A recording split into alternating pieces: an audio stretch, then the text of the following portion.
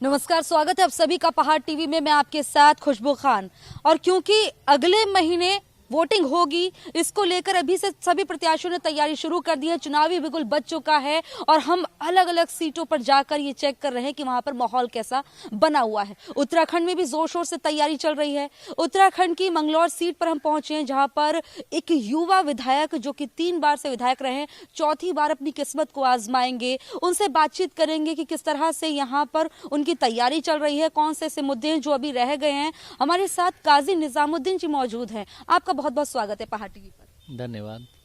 जैसा कि हम देख रहे हैं कि यहाँ पर मंगलौर की सीट पर लोग काफी खुश नजर आ रहे हैं, उत्साहित नजर आ रहे हैं, क्योंकि आप चौथी बार यहाँ से जब चुनाव लड़ेंगे तो उनमें काफी उत्साह देखा जा रहा है, क्योंकि आप युवा तेज तर्रार यहाँ पर नेता के रूप में उभरे हैं। तो कैसे देखते हैं सीट को? ये मंगलौर विधानसभा सर्कल, मेरे फादर यहाँ 6 बार विधायक रहे और 3 बार मैं रहा हूँ। यहाँ के लोगों की जन भावनाओं से हम लोग परिचित हैं। यहाँ हर घर में हमारा संपर्क है और जो चीज़ें यहाँ चाहिए उनकी जानकारी हमको है। और विधानसभा में यहाँ के जितने विषय हैं, भावनात्मक विषय हैं, अर्थव्यवस्था से जुड़े हुए विषय हैं, राजनीतिक विषय हैं, उन सभी को हम लोग, मैं विधानसभा में अपनी पार्टी के विधायक के तौर पर, मेरी पार्टी कांग्रेस पार्टी उनको उठाती रही है। और राजनीति तो आपको विरासत में मिली है, ये देखा जाए, क्योंकि आपके फादर जिस तरह से 6 बार विधायक रहे तो ये तो विरासत में मिल गई। लेकिन 2 बार आपने बीएसपी से अपनी किस्मत आजमाई, फिर उसके बाद कांग्रेस में कदम रखा, आगे कैसे देखें? मैं कांग्रेस में हूँ, कांग्रेस में मैं विधायक भी हूँ और राष्ट्रीय सचिव भी हूँ कांग्रेस पार्टी में। अलग अलग प्रदेशों में मैंने काम भी किया है। और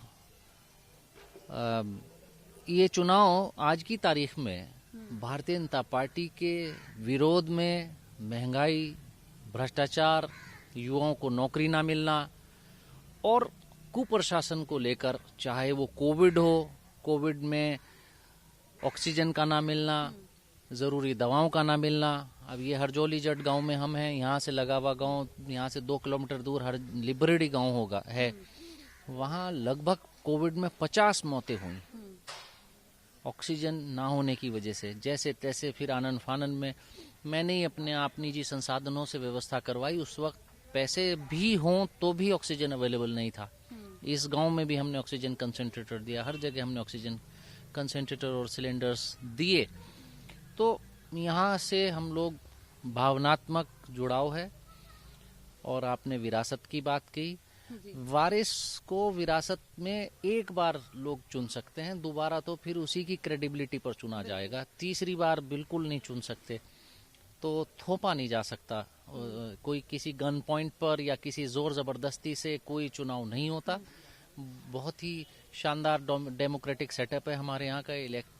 इलेक्शन प्रोसेस बहुत अच्छा है, तो कोई दबाव में वोट नहीं दे सकता। 1-2 बार लिहाज कर लेंगे, तीसरी बार कोई किसी का लिहाज नहीं। बिल्कुल, ये बहुत शानदार बात कह रहे हैं कि 1 बार 2 बार तो लिहाज किया जा सकता है, लेकिन अगर तीसरी बार भी उन्हें चुना गया है और तीसरी बार भी अगर वो विधायक बने तो कोई तो बात ऐसी होगी जिस वजह से जो लोगों को पसंद आ रही है, लोग काफी उसमें जो उत्साहित नजर आ रहे हैं और चौथी बार भी देखते हैं कि वो विधायक बनेंगे। इसी तरह से देखा जा रहा है। जब हमने लोगों से भी बातचीत की तो उन्होंने कहा कि जो तमाम कार्य हैं, जो नई योजनाएं आती हैं, सबसे पहले हमारे तक पहुंचती हैं। अगर आपने बीजेपी की बात करी कि बीजेपी ने तमाम कार्य नहीं कराए, कोविड में कैसे आए, लेकिन बीजेपी ने एक नारा दिया है कि इस बार 60 पार। वो शायद भूल गए, इस बार 60 पार कांग्रेस के लिए है। और 60 पार की बात कर रहे थे, फिर 10 ही क्यों छोड़े, 70 ही पार कर लेते। तो ये तो जनता है, किसको 60 पार कराए और किसको तड़ी पार कराए, ये तो जनता है। तो उनको तो तड़ी पार कराएंगी, अब की जनता कराएगी। नारों से या अति उत्साह से चुनाव नहीं जीता जाता, धरातल पर काम करने से चुनाव जीता जाता है। ये सामने यहाँ पशु बंध रहे हैं, दुधारू पशु हैं। छोटी सी मिसाल के तौर पर दे रहा हूँ कि कांग्रेस की सरकारों में इनको फुट एंड माउथ डिजीज का टीका लगता था।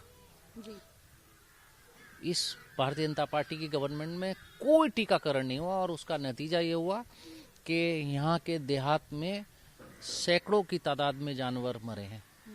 और एक जानवर के मरने का मतलब 1 लाख से लगभग 1 लाख के लगभग परिवार को चोट पहुंच गई।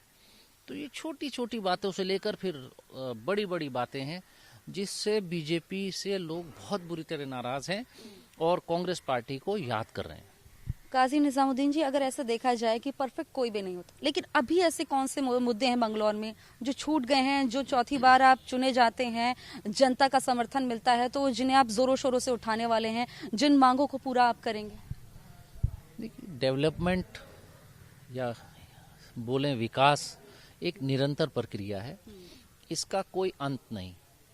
ये आज आप कोई काम करा कर रुकें, आज आप कहीं 100 खंबे लगवाएं तो अगले दिन 110 खंबों की जरूरत है। कोई हॉस्पिटल 10 बेड का है तो एकदम उसके फौरन बाद 10-20 बेड की जरूरत है। आज किसी टेक्नोलॉजी को आप हॉस्पिटल में लगवाएं तो एकदम अगली टेक्नोलॉजी आ चुकी होगी। लेकिन अफसोस की बात यह है कि इन 5 सालों में तो किसी भी दिशा में कोई कदम उठाया ही नहीं गया। स्कूल के लिए शिक्षा विभाग में कोई पैसा नहीं भेजा गया। मैं आपके चैनल के माध्यम से सरकार तक ये पहुंचे, जनता तक ये बात पहुंचे। स्कूलों में अगर काम हुआ तो विधायक निधि से हुआ, पेयजल पर काम हुआ तो विधायक निधि से हुआ, बहुत सी जगह विद्युत विभाग का भी काम अगर हुआ तो वो भी विधायक निधि से हुआ। खंबे तक देने की पोजीशन में सरकार नहीं रही। रास्ते बने तो विधायक निधि से बने।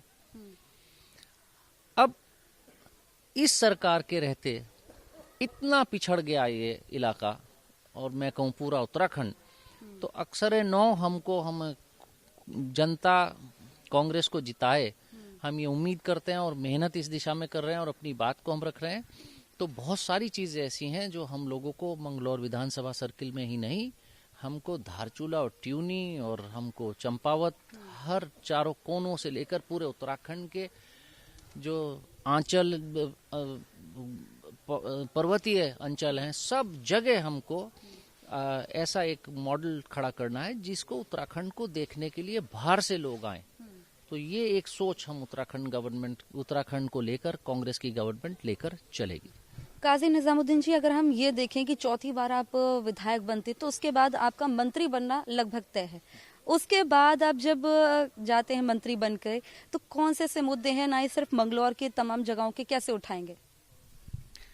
चलिए, आपके मुंह में घी शक्कर, लेकिन मैं ये तो पार्टी डिसीजन लेगी। पहला डिसीजन तो जनता को लेना है कि जिताए, फिर सरकार बनाए, और अगर पार्टी जिम्मेदारी कोई देगी तो जो हमने पिछले 20 साल में सरकार विपक्ष में रहकर जो चीजें सीखी हैं, देखी हैं, और पंडित नारायण दत्त तिवारी की सरकार को हमने देखा है, हरीश रावत जी की सरकार को हमने देखा है, मैंने अपने फादर को मंत्री के रूप में काम करते देखा है।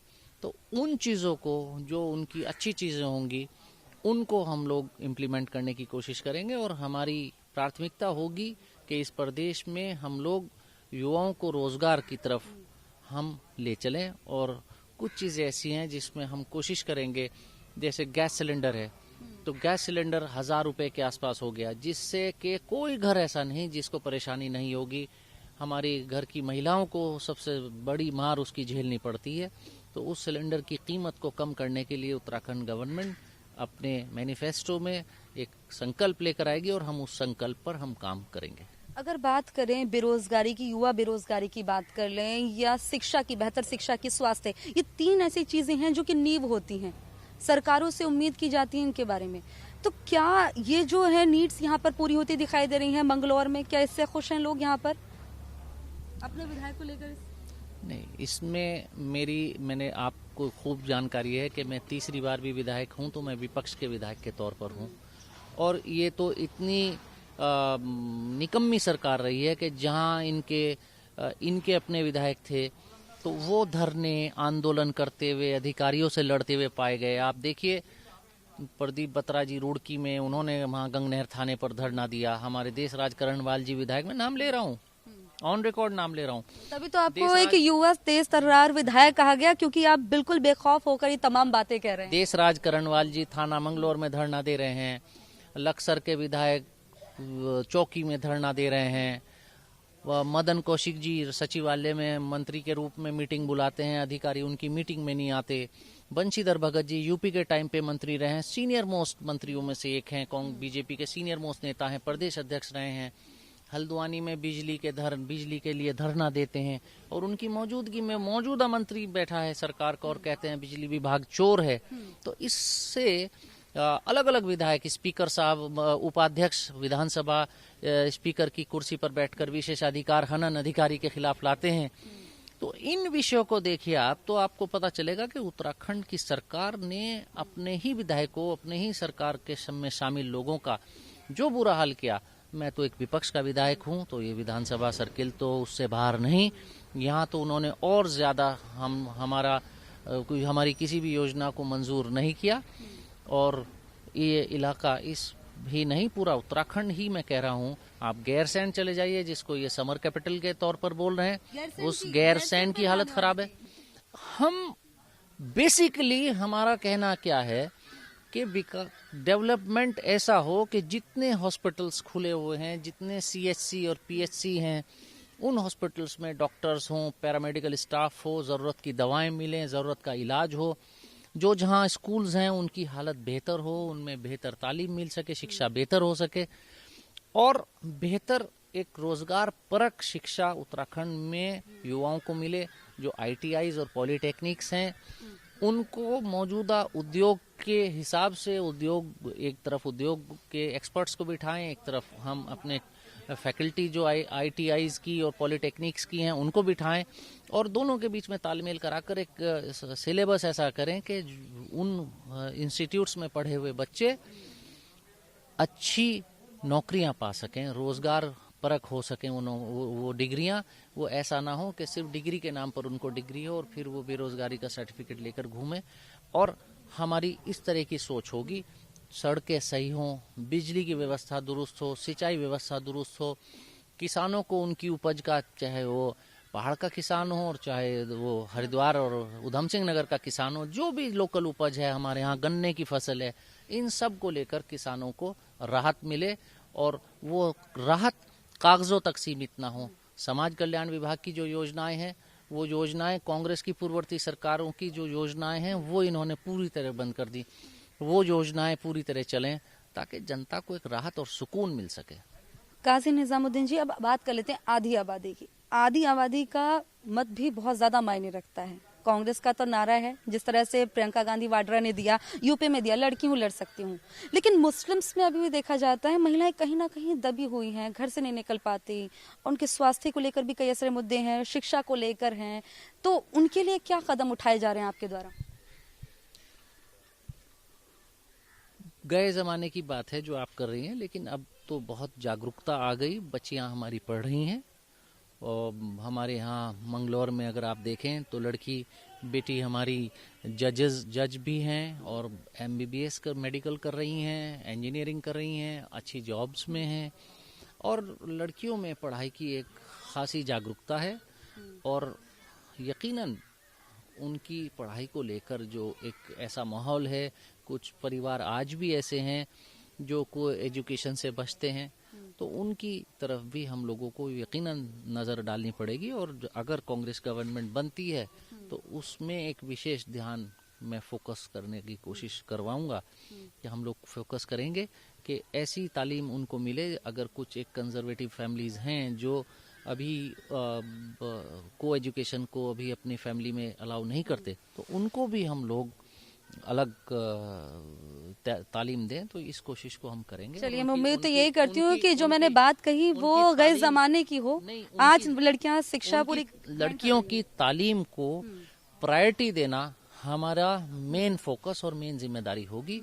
ये मैं इस बात को इस कैमरे के सामने कहना चाहूंगा ताकि ये रिकॉर्ड पर रहे और आप मुझको, अगर हम लोग सरकार में आए तो आप उसको मुझको याद भी दिलाते रहेंगे, तुमने ये बात रिकॉर्ड पर कह रखी है। बिल्कुल, अब हमारे पास रिकॉर्ड है, आपको याद दिलाते रहेंगे। आखिरी में मैं एक बात पूछना चाहूंगी, जिस तरह से बीजेपी ने तो कह दिया इस बार 60 के पार, आप क्या कैमरे के सामने कहना चाहेंगे? क्या कांग्रेस ने भी कोई एक आंकड़ा बनाया हुआ है? ना हम ज्योतिषी हैं, ना हम अंतर्यामी हैं, लेकिन हम जनता की भावनाओं को समझते हैं और जनता की भावनाएं इस वक्त पूरी तरह भारतीय जनता पार्टी के खिलाफ हैं और कांग्रेस के हक में हैं। ये हम कह सकते हैं कि कांग्रेस गवर्नमेंट एक भारी बहुमत के साथ इस प्रदेश में सरकार बनाने जा रही है। संख्या क्या होगी ये तो अंतर्यामी या जोशी बताएंगे, लेकिन हाँ, इतने बहुमत होगा कि भारतीय जनता पार्टी की दिल्ली से लेकर देहरादून तक इनके होश उड़ जाएंगे। तो ये हमारे साथ काजी निजामुद्दीन जी हमारे साथ, जो कि अभी वर्तमान में विधायक है मंगलौर सीट से, और उन्होंने बेबाकी से अपनी तमाम बातें रखी। उन्होंने अपनी बेबाकी से तमाम राय रखी और कैमरे के सामने कह दिया कि ये बात मुझे याद दिलाते रहना। आप हमारे साथ आए पहाड़ टीवी पर, जिस तरह से आपका बहुत बहुत शुक्रिया। उम्मीद करते हैं जो तमाम आपने बातें कही उन मुद्दों को उठाएंगे भी, और जो तमाम वादे किए हैं उन वादों को आप पूरा भी करेंगे। आपका बहुत शुक्रिया, आपने मुझको मौका दिया इस चैनल पर आने का। और ये वादे मेरे नहीं, कांग्रेस पार्टी के हैं। कांग्रेस पार्टी का हम मैनिफेस्टो नहीं बोलते, हम संकल्प पत्र बोलते हैं। और हमारा संकल्प है, कांग्रेस ने जो पहले कहा, उन्होंने कहा था किसानों का कर्ज माफ करेंगे तो किया। कांग्रेस ने कहा था राइट टू फूड देने का, तो खाद्य सुरक्षा अधिनियम लाए। कांग्रेस ने कहा था शिक्षा के लिए, तो उन्होंने राइट टू एजुकेशन कानून लेकर आए। बेरोजगारी, कहीं भुखमरी वगैरह होती थी कुछ इलाकों में जहां बिल्कुल नौकरियां नहीं होती थी, तो उसके लिए मनरेगा लाए।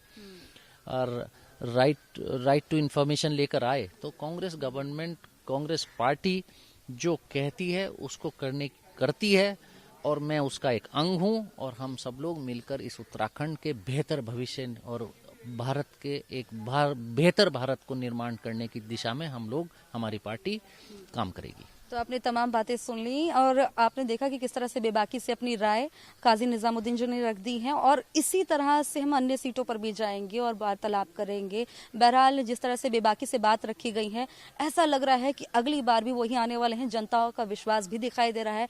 अब बहरहाल क्योंकि 14 फरवरी को जब वोटिंग होगी और 10 मार्च को जब रिजल्ट आएगा, तो तमाम बातें साफ हो जाएगी। नमस्कार।